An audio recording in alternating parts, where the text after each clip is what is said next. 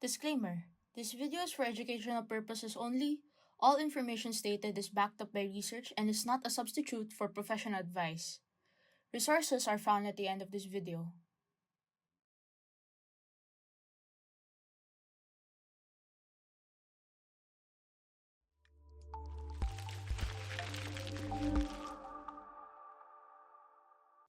Hi everyone, it's Abby and welcome back to Breaking Stigma Shorts.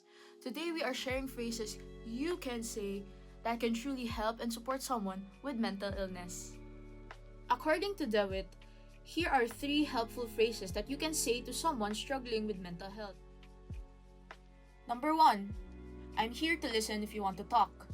This phrase tells them that you are offering a safe space without forcing them to share before they're ready. Number 2, would you like some company?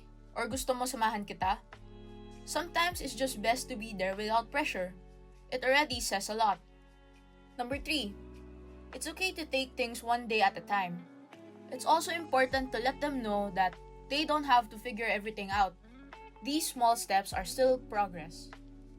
Avoid saying phrases like, others have it worse, or I know exactly how you feel. These can immediately discourage someone from opening up. Instead, try gentle phrases like, tara, dalhin kita ng dinner, or gusto mo samahan kita habang may ginagawa ka. Support doesn't require perfect words or phrases. It's about showing up with empathy and understanding. It can make a huge difference.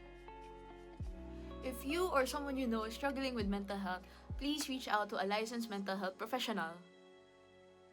For more information and content, please visit breakingstigma.com/iteration3.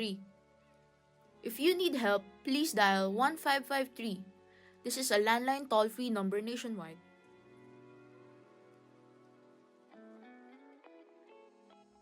Thank you guys for watching, and I'll see you on the next short.